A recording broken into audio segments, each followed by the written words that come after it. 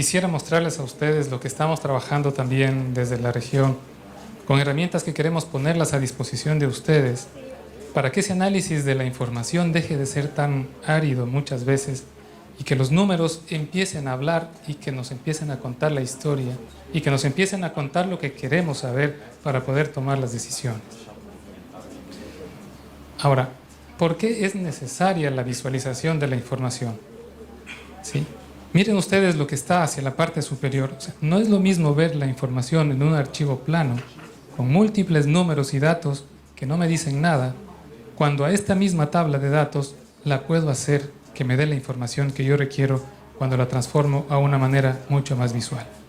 Entonces, la visualización de los datos nos aporta la comprensión de un gran volumen de datos que se recolectan en las bases, ¿no es cierto? Y nosotros lo que tenemos que procurar es que este gran volumen de datos se vuelvan simples. Necesitamos darles una forma fácil de comprensión. Y esa forma no puede ser textual. Esa forma tiene que ser visual. No hay otra forma. Pero también es importante mencionar que una correcta visualización ayuda a comprender y a comunicar de manera efectiva. Ustedes rinden cuentas a alguien más y tienen que transmitir esa información de manera efectiva. Si queremos mayores recursos, necesitamos decirles a nuestras autoridades, aquí tengo el problema, aquí, acá, y se lo muestro en una imagen que para él es más fácil entender que ponerse a leer toda una tabla de Excel. Pero además, la visualización de los datos, fíjense ustedes que nos permite mirar más información dentro de la misma información. Entonces, ¿qué necesitamos para esto? ¿Sí? Y el primer paso que debemos dar es que necesitamos contar con bases de datos confiables. Juan Carlos lo mencionó hace un momento, cuáles fueron los hallazgos durante las revisiones epidemiológicas, y necesitamos avanzar para que estas bases de datos sean confiables, para que la información que me regresa sea una información también confiable. Necesitamos mejorar la recopilación de los datos en tiempo real y avanzar hacia la automatización. Yo creo que en la era que estamos viviendo actualmente, con la tecnología que tenemos, ya no podemos seguir contando los números con palitos. Necesitamos migrar hacia bases de datos digitales, ¿no es cierto?, que permitan, con una multiplicidad de herramientas que existen, poderla transformar a esta base de datos en una visualización precisa. Y luego tenemos que definir qué herramienta es la que voy a utilizar para que estos datos se puedan visualizar en la forma que yo quiero presentarlos. Y aquí solamente por nombrar algunas con las que estamos trabajando. Por ejemplo, DHIS2, ¿sí?, que vamos a profundizar luego de esto con nuestro colega de OMS, Peter Njuy. Él nos va a hablar más a profundidad sobre el DHIS2. Pero tengo otro software también que me permite convertir estos datos en imágenes. Power BI, Tableau o R. Con esto, entonces, doy paso a mi colega para visualizar la herramienta de DHIS2, que algunos de ustedes la deben conocer, otros quiero que visualicen, que se enamoren de esta herramienta también importante para poder visualizar la información. Esta herramienta de DHIS2 se generó para múltiples enfermedades, entre esas está tuberculosis. Además, es adaptable a cualquier idioma y a las necesidades del país. Con esto, dejo de compartir momentáneamente para que proceda mi colega, Peter. All right, thank you very much. So just to say that these packages that we're talking about for DHIS were developed in line with the WHO standards and guidance on data analysis and use that you have been briefed about by Juan Carlos and also by Francisco. And the idea is to make it simple and easy for calculation of indicators, for visualization of indicators, and for the support for regional level analysis and use in line with the WHO surveillance guidance.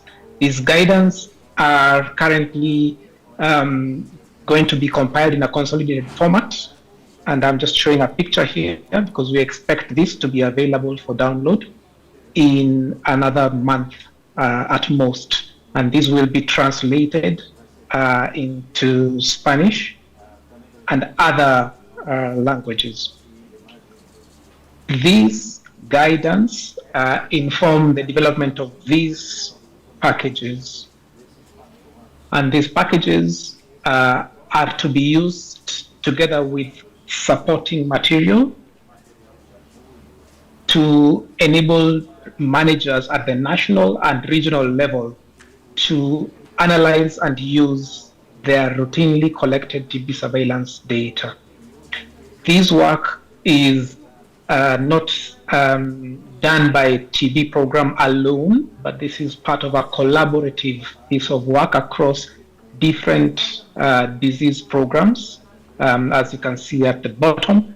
And this supports the whole idea of integration in the analysis and use of routine health information data.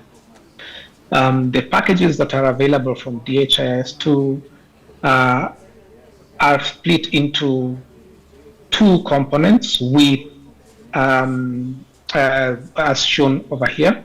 And I decided to show this slide so that you can access these packages through the demonstration links that are available below here. So these links are active, and you could click on these links and have a feel about what's available using the demonstration data that's available both in English and Spanish and French and other languages, as you will see. For this presentation, I will only focus on the analytics, which we have already started hearing about. But before I go there, I'd also want to mention that WHO has also been developing software agnostic guidance. This software agnostic guidance for digital TB surveillance are for countries that have something else as a homegrown system and that would like to improve on the functionality of their homegrown systems in line with the standards and guidance that we've mentioned before. This digital adaptation kit has been developed and is available for countries to take up and use. This encodes the clinical guidance across the pathway of care, as Francesco had mentioned before, encodes the analytics that are recommended, not only for health facility analysis, but also for analysis of data that comes from the community and from laboratory and elsewhere. And they encode the recommended visualizations and the recommended indicators for monitoring at regular intervals, both at national and subnational level. And these are written in the form of requirement specifications that can then be handed over to development companies, to IT developers, to software developers, so that they can develop these kind of dashboards and guidance and analytics for countries that have an homegrown different system, such that this analysis will be in line with the standards that we've mentioned before. In the next few minutes, I just want to give an example of what kind of visualization is available. The focus ideally is not about the tool that's being used for analysis, but the capacity for analysis that is promoted by visualizing the data. And this is just as what Francesco had said. An example here is looking at an indicator on previously treated cases as proportion of all forms of TB that have been notified. And if you have a look and see that over time, from 2018 heading towards 2022, you can see that the proportion, as indicated in the key down here, seems to be reducing from over 20% the red areas in 2018, reducing towards the yellow color, which is heading towards 5%, 10% to 5%, or less than 5%, which is happening across all regions, but you can tell specific regions where there's been a massive change, and specific regions which are still reporting large numbers of previously treated cases as a proportion of all cases. This could be something that that you would want to highlight to the regional level, so that they pick up on this and find out whether the issue is with data validity, data quality, or the issue is with an underlying change in the epidemiology of the disease in that region. Another example that I would want to provide is a trend analysis, which you could use at the national level, but also at regional level. So this is an example of an indicator that can be assessed over time, quarterly or annually, to figure out the extent to which the country is meeting the target that the country has set up of treatment success. And this could be disaggregated by new and relapse cases, by previously treated cases, by cases that are comorbid, TB and HIV.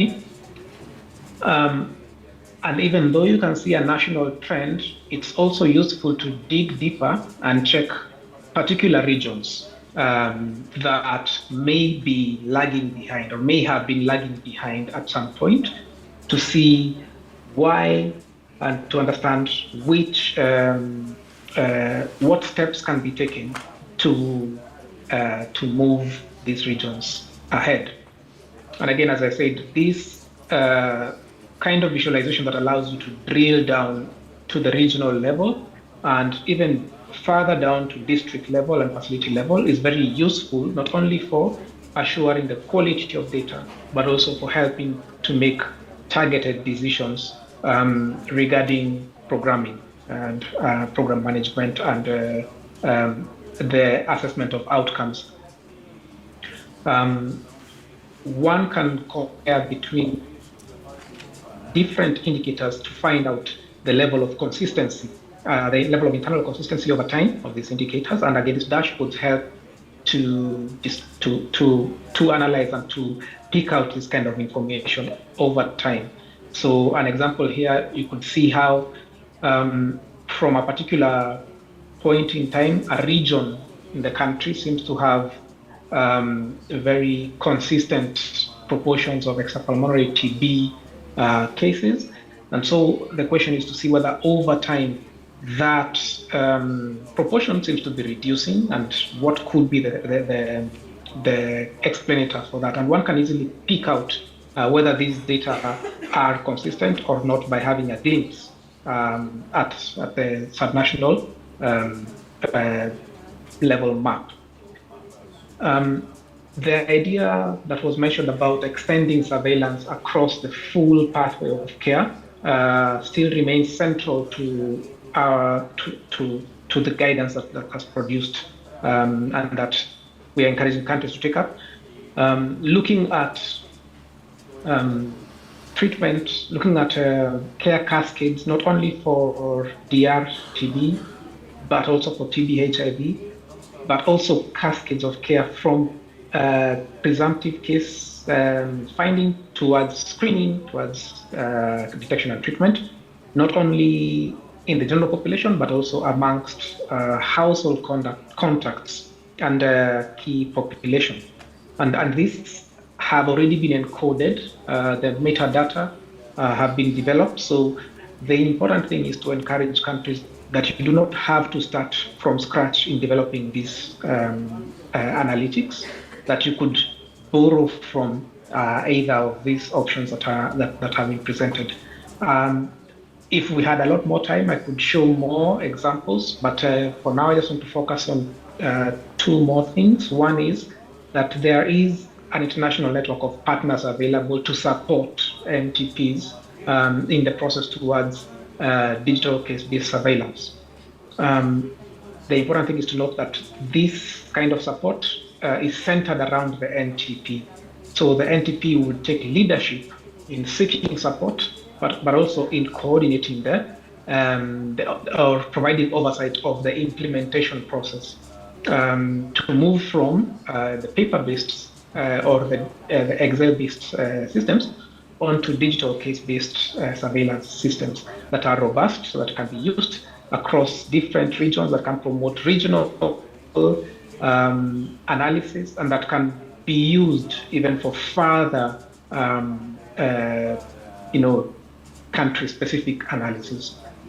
Each of these organizations, the WHO, the funding partners, the technical partners such as UI, University of Oslo, or the HISP networks, and other partners that are available would be coordinated and would work in a collaborative manner, playing on each of the partners' strengths to ensure that there is coordinated support to the NTP based on the NTP's leadership.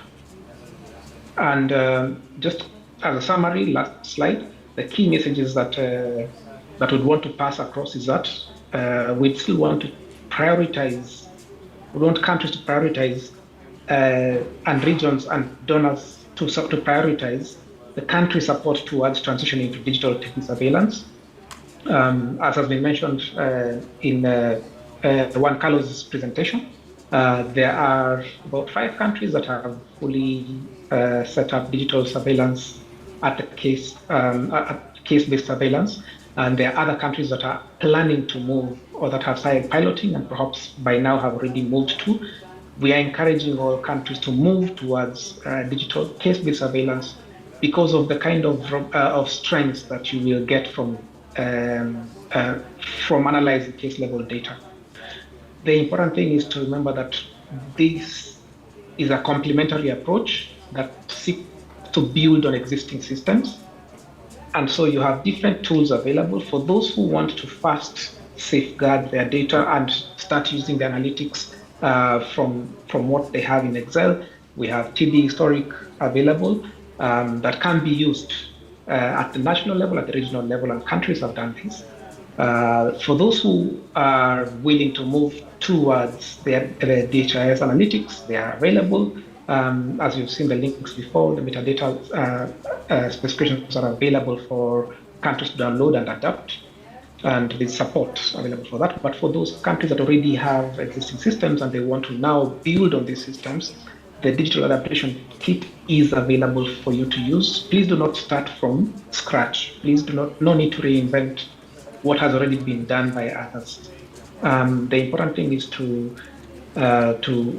build on what you have, and that reduces the amount of time required and provides comfort to the country that you do not need to. There's no big leap that needs to be done. It's just moving on what you already have. The second point is about extending surveillance, and this has been mentioned by Francesco, and I just want to highlight this again. And this will also be featured in the consolidated guidance on tuberculosis data generation and use, as we'll get in the next coming months. The figure on the right kind of shows the same picture that Francesco was presenting, that we want to extend surveillance across the different points of care, laboratory level, health facility level, household level, community level, and looking at the whole pathway of treatment from screening to diagnosis to treatment, and also to management post-TB in future. And this is only possible once we move to digital case-based surveillance systems that can integrate and can talk to different programs. So in addition to that, I just want to mention that there are updates that we will be doing on the supporting materials, as we mentioned, the training, guidance, the guidance on installation, TB historic platform, the analytics will be updated to fit in with this second edition of TB surveillance guidance. thank you very much for the time that you've given me. I will be available for any questions. Thank you very much, Peter. Gracias. Bien, entonces, ¿pudieron ustedes visualizar la primera herramienta a la que hacía mención de HIS2? Hablábamos también sobre el análisis diferencial y les mencionaba a ustedes en poblaciones vulnerables. Entonces, queremos también poner a disposición de ustedes esta herramienta de análisis en estos grupos de subpoblaciones importantísimos para el control de tuberculosis. Enfocados aquí, ¿no es cierto?, en estos grupos hemos hablado de personas privadas de libertad, de población indígena afrodescendiente, de habitantes de calle, niños, adolescentes, población que habita en áreas urbanas marginales, consumidores de drogas, de alcohol. Hemos comentado muchas veces lo difícil que es llegar a ellos y que se necesitan estrategias diferenciadas. Adultos mayores, otro grupo importantísimo también por la comorbilidad que vemos con diabetes mellitus. Pero además de esto, todos los grupos poblacionales que el país defina bajo sus condiciones como grupo vulnerable o en condición de vulnerabilidad. ¿Qué requiere este análisis? ¿No es cierto? Lo que buscamos con este análisis es, primero, que miremos en números absolutos cuántas personas están dentro de estos grupos y que luego podamos determinar qué porcentaje de ellos corresponden al total de casos que se notifican en el país. Que busquemos una desagregación mucho más fina, casos nuevos, cuántos son previamente tratados, si tiene tuberculosis sensible, si tiene tuberculosis resistente, qué porcentaje también representan dentro del total que estoy notificando y sobre todo cuáles son las tendencias que se están presentando a lo largo del tiempo. Y buscar de esta manera entonces su distribución por tasas también. Y aquí ponía en la parte de la mitad hacia la derecha, necesitamos disponer de los denominadores de estos grupos específicos. En muchos casos los tenemos, pero en muchos otros también probablemente no los tenga a estos denominadores, y para esto puedo utilizar como denominador lo que esté o las estimaciones que se publican a nivel internacional por instituciones acreditadas o a nivel nacional también por fuentes acreditadas. ¿Qué porcentaje de estos casos se han diagnosticado con pruebas rápidas moleculares? Necesitamos ofertar en ellos, ¿no es cierto?, pruebas rápidas. Decíamos que son los grupos prioritarios donde el 100%, al igual que el resto de la población, pero por lo menos empezar por estos, ir alcanzando el 100% en ellos. ¿A qué porcentaje de ellos se realizó pruebas de resistencia a la rifampicina? ¿Qué porcentaje de ellos están recibiendo terapia preventiva para tuberculosis? Si yo quiero cortar la cadena de transmisión, tengo que evitar que aquellos que estén infectados enfermen y que empiecen también con la transmisión. Necesitamos también en estos grupos analizar las cohortes de egreso, ¿sí?, los resultados, y puedo hacerlo de manera agrupada, pero también es importante que lo pueda hacer separado por cada uno de los grupos, porque me va a permitir visualizar en quién de ellos tengo a lo mejor o peor respuesta al tratamiento. Necesito también mirar cuál es el esfuerzo de tamizaje que se está realizando en estos grupos, como por ejemplo, qué porcentaje de estas personas se están realizando radiografía de tórax, por ejemplo, como diagnóstico presuntivo de tuberculosis. Sí. Con esto quiero mostrarles a ustedes, y gracias a Paraguay, a la autorización debida de ellos, quiero mostrarles lo que hemos venido avanzando. La herramienta está en continuo desarrollo y estamos con un pilotaje en 4 países de la región. Un primer pantallazo entonces que nos muestra el comportamiento a nivel nacional de la tuberculosis, ¿sí?, donde yo puedo visualizar en este análisis que se hizo de los 5 últimos años cuál es la tendencia en los casos de tuberculosis sensible, en la tendencia en tuberculosis resistente en número de casos y también en porcentaje, en tasa.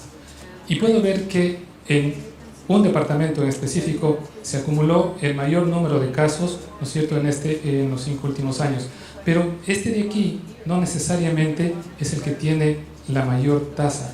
Y ustedes pueden mirar, ¿sí?, cómo cambia completamente, y el enfoque que tengo que dar obviamente tiene que ser diferente. Puedo ver también en la parte inferior en el mapa el comportamiento de tuberculosis sensible y resistente. Ahora, cuando voy hacia la parte específica de las poblaciones vulnerables, entonces puedo llegar a determinar qué población es aquella que acumula el mayor número de casos y cuál es su tendencia en el tiempo. Puedo mirarlo en número, puedo mirarlo también en porcentaje, pero tal vez me sirve mucho más a lo mejor mirarlo en el mapa, ¿no es cierto?, en el mapa de mi país. ¿Cómo está? No necesariamente el sitio que me está aportando el mayor número de casos probablemente es el que tiene el mayor porcentaje de casos con determinada condición de morbilidad, ¿sí? Y por lo tanto necesito también hacer enfoques diferentes. Puedo hacer un análisis por edad, por grupo poblacional, por edad y sexo. Y miren ustedes que por eso es que se viene insistiendo tanto. En el caso específico de estos 5 años que se notificaron un total de 15.025 casos en los 5 años, el 70% de los casos tienen alguna condición de vulnerabilidad y que fueron notificados dentro de estos grupos.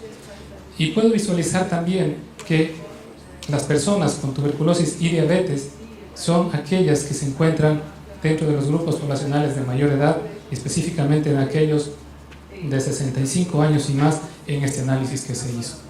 Miren el comportamiento diferente, por ejemplo, en el caso de tuberculosis y VIH, donde la población más afectada es la población joven, que está entre los 25 y 39 años de edad, ¿sí? Cuando visualizo la condición de egreso, puedo tener una imagen de cuál es la condición de egreso en manera general en mi país por cada uno de los departamentos, pero yo quiero llegar a ustedes para visualizarlo de una manera mucho más gráfica. Por ejemplo, cómo están las condiciones de egreso por grupos poblacionales, en el caso de población indígena, y quiero centrarme aquí en ustedes que puedan ver el color lila, ¿no es cierto?, que marca en este caso la defunción. Miren ustedes cuál es el comportamiento de la defunción en la población indígena y quiero visualizarlo qué pasa con las personas que tienen tuberculosis y diabetes. Miren ustedes cómo me da una imagen en la que puedo visualizar yo que la población con diabetes probablemente tiene un porcentaje de mayor mortalidad que las otras que puedo ir comparando, y si quiero compararlo con tabaquismo, si bien es cierto, aquí mi mayor preocupación son aquellos que se me pierden en el seguimiento. Entonces, tabaquismo, egreso en personas que usan drogas, similar, ¿no es cierto?, con pérdida, el seguimiento mucho más frecuente. Y esto lo puedo visualizar por departamentos, por diferentes niveles administrativos y también por diferentes años.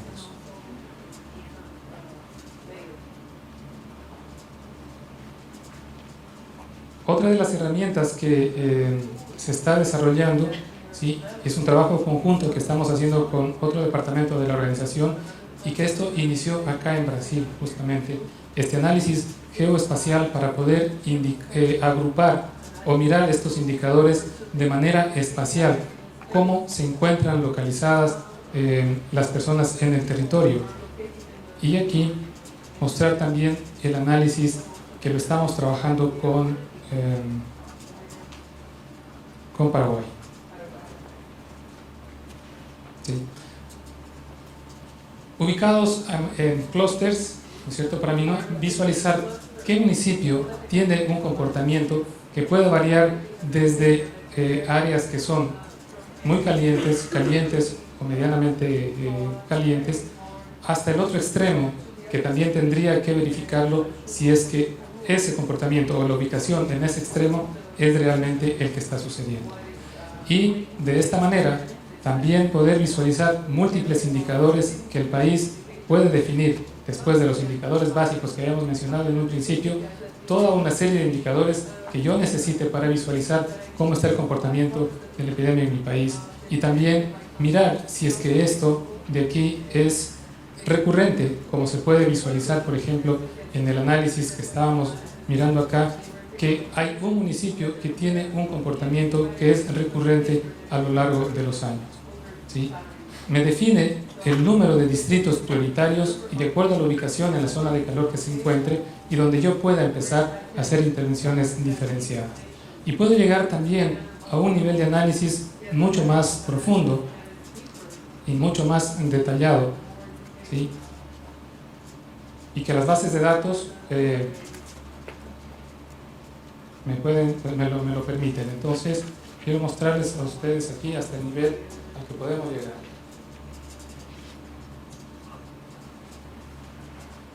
Cada uno de los puntos que ustedes pueden visualizar es un caso de tuberculosis.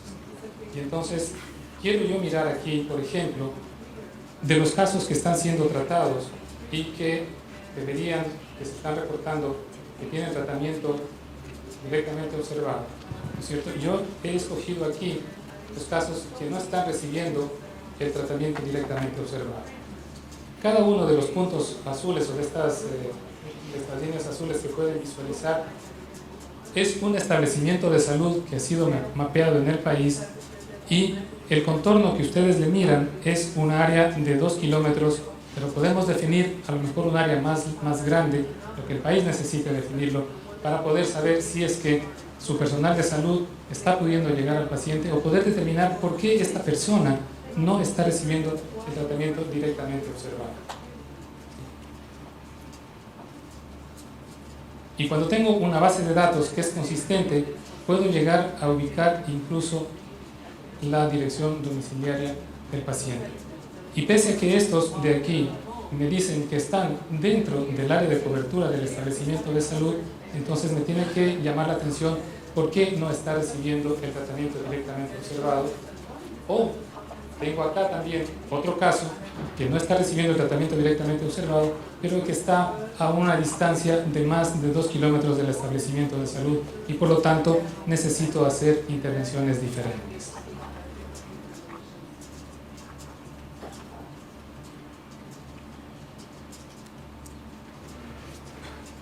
A través de esta herramienta también podemos visualizar el comportamiento de los 10 indicadores básicos de monitoreo de la estrategia fin de la tuberculosis, y que me puede ayudar a proyectarme y decirme en cuánto tiempo o cuánto es lo que necesito para alcanzar la meta, si es que quiero yo llegar. Y me dice, por ejemplo, en algunos casos meta cumplida, o en algunos otros meta no cumplida, o cuánto necesito subir en porcentaje para poder alcanzar más del 90% o la meta que esté planteada.